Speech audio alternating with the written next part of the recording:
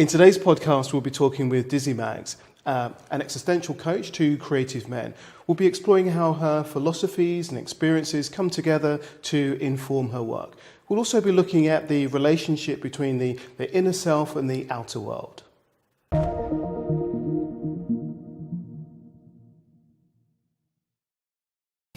So welcome back, Dizzy. This is our second time.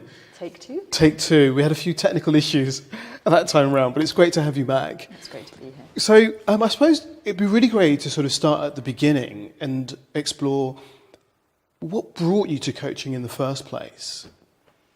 Sure. Well, basically, it was that I had my own major existential crisis probably about 5 years ago, and I think I went through my own process of self-healing through that, through relentless learning and getting appropriate support.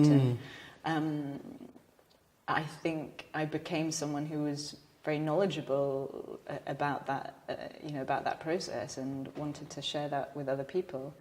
Through a wisdom transmission, I suppose, and coaching felt like an appropriate modality for that. So when you say existential crisis, what does that actually mean? Well, maybe it's not that clear to explain, but I suppose it's a very, I see it as a natural phenomena. It's the need for the psyche to sort of recalibrate and reorganize and reset, I think, and that often takes the form of a breakdown of sorts. From another perspective, in tribal communities, let's say, you could see that as a spiritual emergency and a spiritual emergent experience. It's viewed very differently in the West as some kind of dysfunctional experience, but of course, in other philosophies, it's very much, I suppose, a divine or spiritual process towards enlightenment. So we could think of it as sort of a divine thing, we could think of it as a dysfunctional thing. How did you think of it at the time, and what do you think about it now? Well, I think at the time, because we live in this, I live in the Western world, in this conventional consensus reality, you probably experience yourself with, the orthodoxy of science in the West is very, very strong, isn't it? So, it feels like you're sort of failing in terms of, being a human being in this realm, in the West, in, our capitalist culture, if you like, sort of not being able to function normally. So inevitably you feel like, oh, well, this is a failure of me being a human being. But I think having done a lot of learning, really, and explored all sorts of different perspectives, then, I arrived much more at a sense of that it was a spiritual sort of encounter. And I think a lot of people who have those experiences will look back on them and view them as possibly the best experience of their life, because it has made such a paradigm shift in their understanding of themselves, their understanding of the world beyond. It really is very significant, I think. And I suppose it makes me wonder about how do you bring that notion of that when we have these crisis moments or these challenging moments, how do you bring that into your coaching, in a sense of when you look back on this, the shift or change, or how differently you might see it? Well, I think the existential approach is great in that it makes allowance for, a real spectrum of human experience. And so, including non-normative experiences, I think it really makes an allowance for that. So, and I think in practice, for me, it's much more of a philosophical line of inquiry. So that kind of makes sense, that notion of we're just going to inquire around this and explore it, sort of label it as something as broken or needing fixing or whatever that might be, that label, but just kind of go, so let's explore this and see where it takes us. Absolutely. And I mean, generally speaking, don't coach people in critical states, although in fact I was speaking with someone just a day or two ago. And it was great to really be able to guide someone through that, to help them sort of feel grounded and safe, and then, hopefully still encourage them and, instill some hope and such things. But I've totally forgotten your question now. I don't know if I had a question.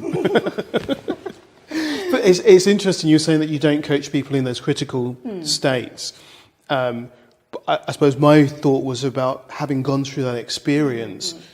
Sometimes there's stuff that we then bring to our coaching that either allows our clients to notice that in us, that we've experienced this, or we have a greater understanding of what it is that they're going through if they're in a challenging place.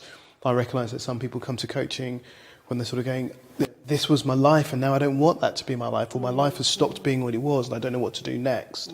And when we've had that experience or similars, it allows us to have a level of empathy that they can connect to, I suppose. Yeah, absolutely. And I think, I invite all sorts of experience. I would never pass any judgment on, if you want to come to a session and say, well, I've met with aliens, then I would be like, okay, well, tell me about that. To some people that would be like just way off track, but for some people that is a normative experience, and you have to be really mindful and respectful of that. And I think, not make a judgment and try from your perspective to understand it as best you can, and really make an allowance, because the human condition, well, it is a broad spectrum of experience, and some people experience the very edges of consensus reality, and some people, don't get anywhere near there. So you have to, have that kind of expansive appreciation, I think. Okay, so what was your... So I know you've trained with Animas, and I'm curious about how that helped to inform your philosophy, but also what were the other things that sort of helped you or guided you to having such a philosophical or existential approach to the work that you do? Yeah, I think it's a few things. I mean, definitely, I did specifically the existential training with Nick, in fact, when I did my training. I don't know if you still do that. So we sometimes do that weekend. Nick doesn't deliver it so much nowadays. Okay. Yep. So definitely for that just felt like sort of coming home for me. And I think, I'm a bit of an armchair philosopher anyway, and yes, my own, breadth of life experience. Also, I'm a Buddhist practitioner, so I think there's I think I bridge the gap between the intellectual and the spiritual quite well. I have that kind of range as well, and a language for that range of experience, which I think is useful too. So how did you sort of get to coaching? How did you find coaching? So how did I find Animas? How did I make that connection? Or I suppose there is the Animas connection, but did coaching... So with some of the people I've spoken to, they had a coach, that was what brought them to the thing, and or some of it have heard of coaching and then kind of explored it. And I'm curious about what was your journey around that? Well, I definitely had sort of, classical therapy, like counselling type therapies before, but I'm much less interested in the retrospective, sort of personal histories. I know that always is relevant, in a coaching session. You do, that does inform, what we're experiencing now typically. So that, we do reference that, but generally speaking, it's much more present focused and forward looking. And I think I'm much more inclined towards that way of working and processing. And also, I think, generally speaking, it's my experience of men that they're more inclined to not look back so much. They sort of seem much more to sort of accept the past as it is and want to move forward. So that's quite interesting, but it's definitely my experience. Okay, so I want to come back to that notion of men, but I just want to follow the thought of then did you through your therapeutic experiences go, right, I want to become a therapist or a coach or a person that works with people, or I think it was really, it's a number of variables. I also, the importance of lifestyle, and if you're someone who's had quite major life experiences, there is quite a conditional nature to your life, and certain things have to be in place for you to be really well in this world. I mean, I think that's the case for most people, but a lot of people don't have that privilege or the desire to create that. But I really wanted, having had this major life experience, I really wanted to, I really believed it was possible to live my ideal life. I really believed that, there was magic and wonder and beauty and happiness to be had for me, and I wanted that. So it was also a response to a need for a certain lifestyle. And I'm someone who travels a lot. I wanted to be, very much autonomous in my work. I've worked as a freelancer for many, many years. And so it just kind of felt right, and for lots of different reasons. So what it feels like I'm hearing there is that coaching matched the way that you wanted to be in the world. That there was something about being a coach that allowed you to travel, to have your needs met, as it were. Yeah, absolutely. And also it's, I feel a call to duty, a call of duty, if you like, to create value. I think that's quite a Buddhist appreciation, but there's definitely a sense of, wanting to make a contribution. And I think, that is quite typical of someone who's been through major life, internal sort of processes, is that you move from this place of introspection. Once you transcend your suffering, essentially, you move from that place of introspection to a more outward-looking gaze. I think that's quite typical. And so a sense of, making a conscious contribution and creating value is definitely very pertinent for me. And that is also part of the reason that I coach. So you said there, when you transcend your suffering, and that felt like a very Buddhist thing to say, and I just sort of thought, I wonder how much of that sort of the notion of you being a Buddhist shows up in your coaching, or how that shows up in your coaching, I suppose. Sessions are non-denominational. There's, people can ask me about, if they were interested in the Buddhist philosophy, then I would respond. But generally, outside of a session. But I think, is it a values thing maybe? That sort of, wanting to instill hope and encourage and really have a depth of compassion and hopefully wisdom and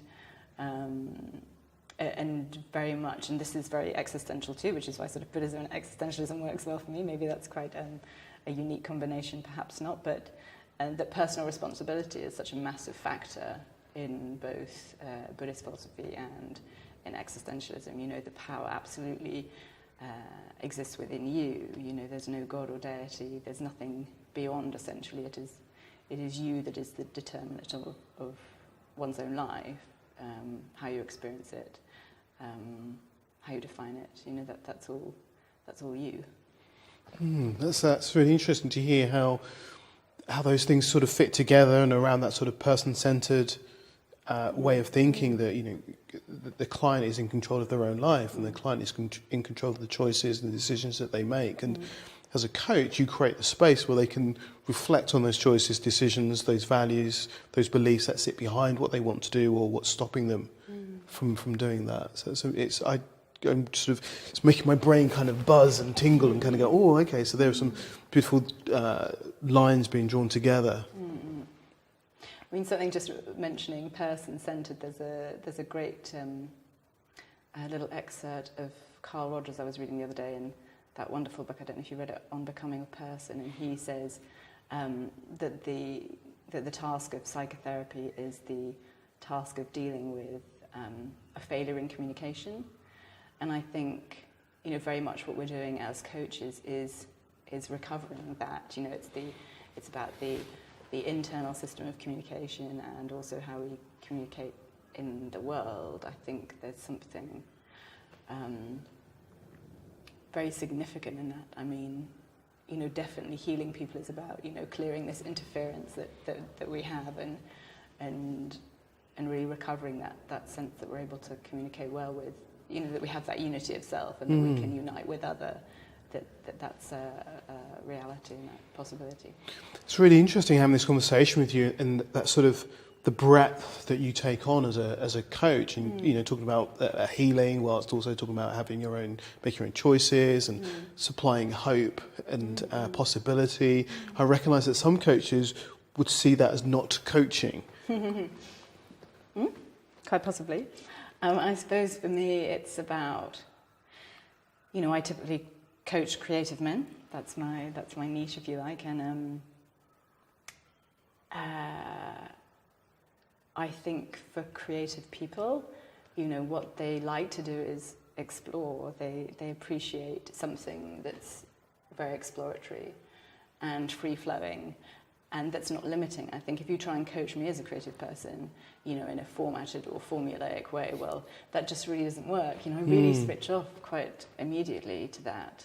But if you allow me to just, sort of, I was going to say dialogue, but you're not really in dialogue because I'm just sort of expressing myself, but you allow me to be just fully expressed and freely expressed, I think, that is really where the magic happens for me, because you're creating a space that, and a context that most people never encounter, to be able to be, fully expressed with no judgment. It's just really allowing for that. And I think again, the philosophical line of inquiry sort of meets well the needs and nature of a creative mind, and the existential approach too. It's really holistic. It's very broad-ranging, and many. I'm really curious about these creative men that you work with, and how you find them. And I know that your website has a particular quality to it that may be part of creating that sort of attraction or relationship. Oh, definitely, it's one part of it. I mean, I try to create an aesthetic that is authentic to me, but I think that creative people do see through prisms of idealism, aesthetics. They're very sensorial. They have those sensibilities. So I suppose it's about trying to attract that, but it's not really a marketing strategy. It's just me being me, and that's how I express myself through a particular design aesthetic. And my background is in fashion and film, and so I perhaps bring some of that to it. And in fact, also in answer to this question, how I sort of meet my clients is typically that I still very much engage in those sort of cultural circles. I mean, I coach film directors or contemporary artists. I mix in those circles because they interest me and because I work in them. And I think it really feeds into my ability to coach, to be in dialogue with creative people for a good amount of my time. I think it's hugely stimulating, and it definitely feeds into what I have to offer. Certainly. Yeah, so it's that kind of living in the world in which you're working in. And, when we become removed from that, so when we're not, if our clients are all into fitness and we're not, or we're not in that world, sometimes there can be a discord or a disconnection between the language. But if you're in that world, then they can understand you, you understand them, you have a sense of belonging almost that kind of comes from all of that. Absolutely. And I think, what's quite unique as well to creative people is that the product of their works is such a direct extension of themselves, so there's this sort of added dimension, which I think is quite interesting as well.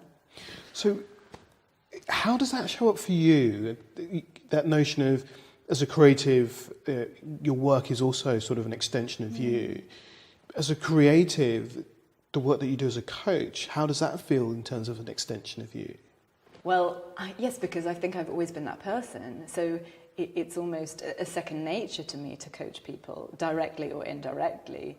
And I think it's a language thing as well. I mean, these themes that I talk about are things that are of genuine interest to me. And I think, really, it's absolutely my belief that the inner reform of the individual equals, peace in the world. I think that there's such a, we're all interconnected, and I'm fascinated by, the limitless potential of the individual related to the whole. Tell me a bit more about that. Tell me more. because I think that our inner state of life is typically reflected in our environment, and the way that we transform the outer world is by having a real reformation or revolution within. And I think, so if we're building peace within, that inevitably builds peace without. If we're someone who has arrived at, transcended suffering and has arrived at a state of peace and presence, then our interactions with other people are, significantly better. Again, a unity of self, unity with other, harmonious relationships, I think, and then that just permeates through your entire life, private life, working life, and beyond. It's significant. So these creative men that you're working with, and you're bringing all of this sort of, I suppose, understanding to your craft, to the coaching that you do with them, or the work that you do with them, I suppose. What is it that they're bringing that you meet them with to explore? Oh, it can be really anything. It could be a challenge with creativity itself. Maybe having a writer's block, for example, that would be a classic one. It might be something like that. But I mean, more typically than not, people think they're coming about something quite unique, or that they're really, that it's only them, and that no one else experiences this. I'm having a really, really tough time with this, and in fact, I think most people come with exactly the same universal sort of experiences that are the kernel of their suffering. I think people can present with quite a surface challenge, but then if you kind of after a bit of dialogue, you're like, oh, so it's and it comes back to something much more fundamental. And I think it's why I love existentialism, I think, is because it really distills very grand themes into something accessible, which is really grounding, I think, particularly for creative people who can be away with the fairies or what have you.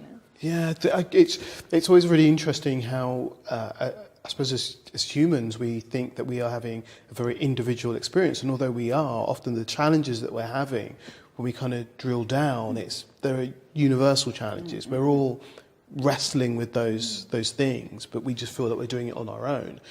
And there's something wonderful about being in a coaching relationship to notice that I'm not on my own. This isn't just my stuff. This is what's happening in the world, and I'm just experiencing this in this moment right now. So what are your plans, and where do you go with this?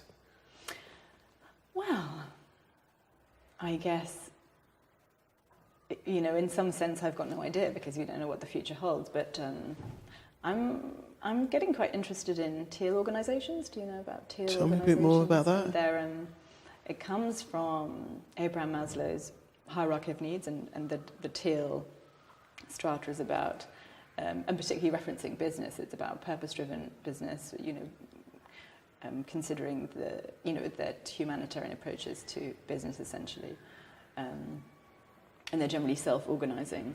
And I'm quite interested in that at the moment. I'm not saying I would necessarily work in those organisations, but perhaps taking a company from where they are at as a non-teal organisation into a teal organisation. I think that's quite interesting to me. But I think I'll always be engaged,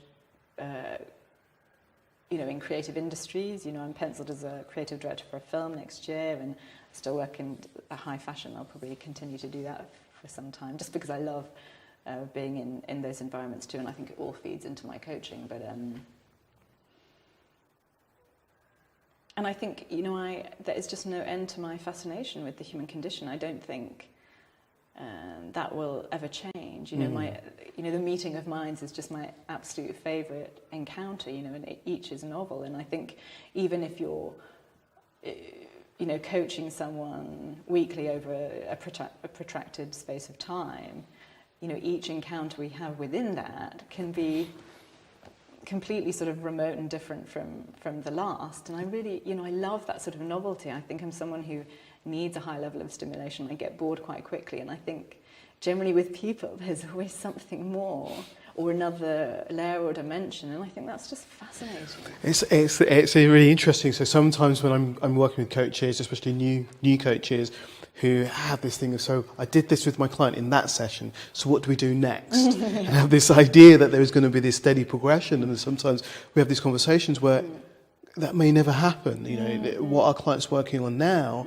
but that may be dealt with or gone or forgotten by the next session, or something else might be more important or appearing in that moment, and not to get caught in that loop of it's going to go like this, because we just don't know where that's going to go. So I'm just thinking, somebody's watching this and they're sort of fascinated by how you think and how you work and your approaches and the various industries that you're involved in, and they're going, but how do I do that? How do I access that? Are there any sort of key thoughts or people that you go, these are some key things that enabled me to be where I am right now? So are you talking in terms of people who want to coach in the way that I coach, or people who are potential clients? So make that clear to me. Coach. Want to coach, want to work in the way that you work, yeah. I don't know. I think have an insatiable curiosity. I think I'm a relentless learner. I just, I want to learn. I find that, that really amplifies my energy always. So I think, learn about the things that interest you. I think that's such a fault of our educational system, is that people are taught things that a lot of the time they're not interested in, so they simply don't learn. I only realised that I loved learning, in fairly recent years, when I started engaging in the things that actually interested me. And now you just can't, get the book out of my hands. It's really like that. And I think, so definitely, relentless learning. I think always, as much as possible, try and be an authentic expression and version of you. I think the more we do the things that make us us, even though a lot of those things are external that we essentially identify with, so they're not really us, but they sort of are. I think the more we do the things that make us us, I think that's an advantage as well. When you talk about the things that make us us, what might those things be? You can ask me a question. So what makes you you? Maybe that's a better question. What are the things that you do existential question. to make you you? Oh, goodness me. I guess my own artistry. I mean, I write a lot. I'm a writer. So I suppose my own creative expressions really, because, those things just, I think creativity for people is compulsive, it really is a sort of compulsion. It almost like flows through you. Sometimes you don't feel in command of it at all. I'm sure you'll, connect with that. So my own creativity, I suppose that the things that I engage in lifestyle-wise, I love the great outdoors, I love travelling, I love just being in dialogue, I think. That's another answer to an earlier question about why do I coach, is because just being in dialogue is my favourite thing.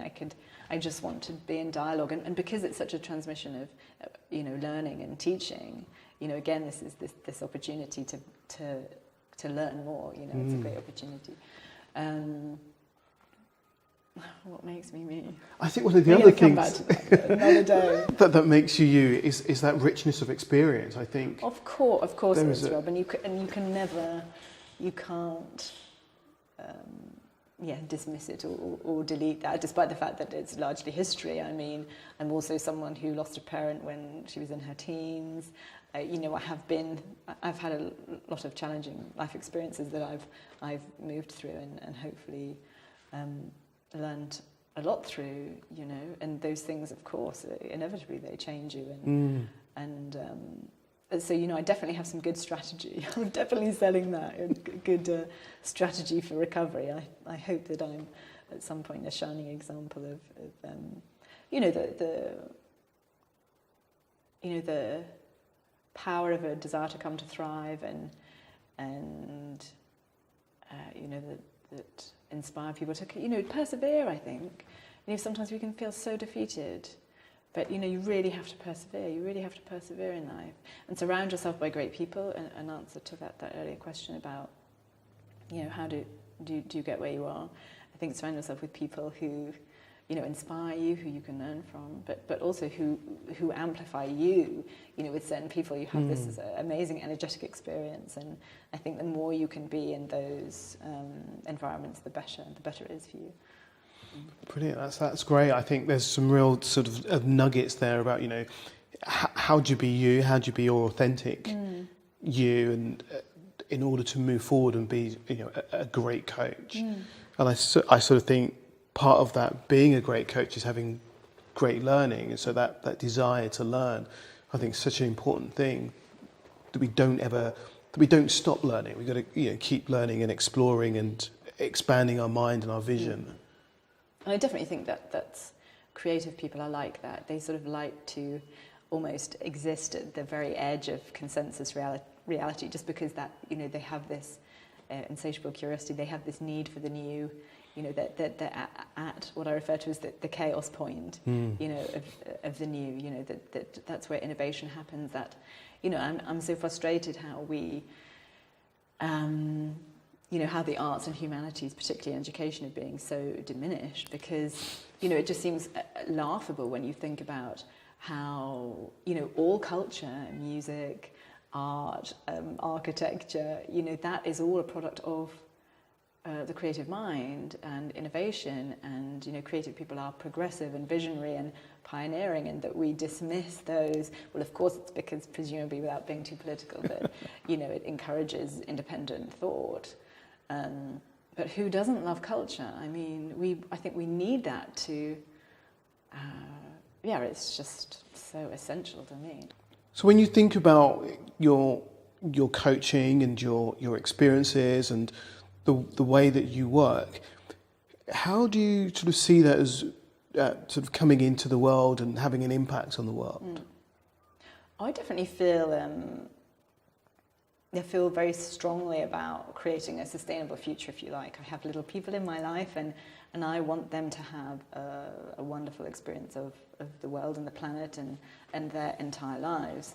But I think we definitely need to develop our emotional intelligence, our intelligences generally. We need to become much more sophisticated, and I think something that is quite unique of, not all creatives, but a lot of creatives, is they push the boundaries in this sense. They want to innovate. They're progressive and visionary. They're pioneering, and also in a lot of those fields now, environmental fields. That art itself, if you like, is a means and modality of expression, that people are being, more fully expressed. But definitely what I spoke about before, about how, I'm concerned with individual, social, collective, global healing, and I think this absolutely starts with the inner transformation of the individual. And I think, many thought leaders and many philosophies, if you like, that is their belief, and I think we need to attend ourselves more and really take responsibility for the inner state of our life. I think that's crucially important. I feel very strongly about that, for sure. So it feels that part of me feels that you're like almost a campaign for a better world or a better being. And is there any move for that? Or is there do you sort of see yourself as that, or is that just my kind of sort of projection of you? No, I think definitely there is a strong aspect of that. Yeah, we were talking earlier about conscious activism, and I see that coaching is certainly my expression of that. I feel like it's a way that I can contribute to the greater whole. I hope that I do. It's been absolutely fascinating speaking with you today. If people want to sort of find out more about you or connect with you, where would they go? How would they find you? Yes, well, my website is www.dizzymags.com, and I'm also just started writing on Medium, so you can follow my blog posts there. And that's pretty much it. And my number's on my website. You can call me or write to me, and I'd love to speak with you. Brilliant. Been wonderful. Thank you so much, Dizzy. Thank you. Thanks, Rob.